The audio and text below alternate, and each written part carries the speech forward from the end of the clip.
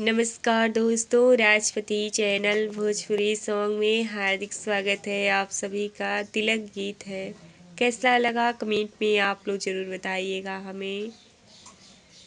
कहवा से आवे तिलक के बात, कहवा में सोरे भैले हो।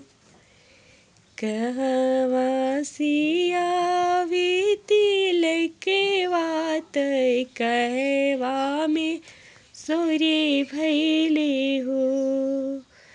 की कार्य चढ़ेला तिलक के बात, महलाया जोरे भैले हो। की कार्य चढ़ेला तिलक के बात, महला आजोर भैले हो।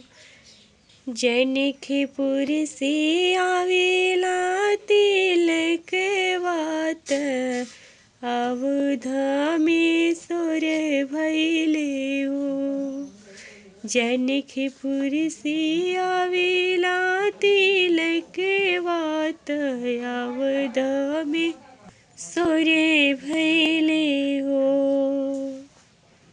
राम जी के चढ़ेला तिलक के बात, महलाया जोरे भैले हो। राम जी की चढ़ेला तिलक के बात, महला आजोरे भैले हो। दुआरे से आवे राजा दशरथ, लहरा झलर कासे हो। दुआरे से आवे राजा दशरथ, लहरा झलर कर हो। ऐसन सुंदर मोरे राम तिलक काए थोरे आइले हो।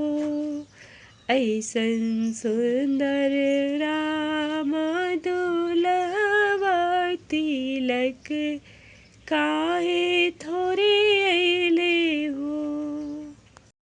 कहवा पटकबो में थाली लोटा, कहवा में गागर हो।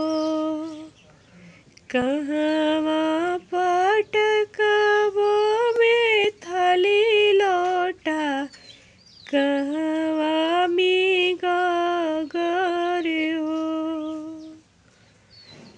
कहवा छिपैबो अपन सुंदर बाबू, हजूरियो ना भरेला हो।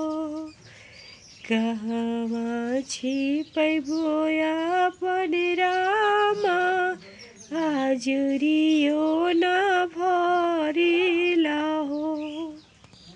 दुआरे पटकबो में थाली लोटा, अंगने में गागर हो।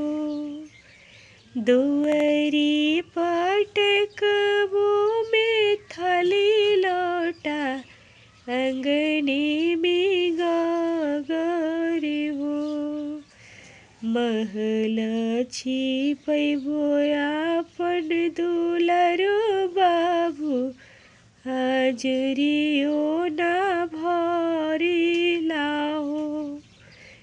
महल छिपैबो अपन रामा, हजूरियो ना भरेला हो। महल छिपैबो सुंदर बाबू, हजूरियो ना भरेला हो। महल छिपैबो अपन रामा, हजूरियो ना भरेला हो। वीडियो अच्छा लगा हो तो प्लीज़ लाइक शेयर सब्सक्राइब ज़रूर कीजिएगा। धन्यवाद दोस्तों।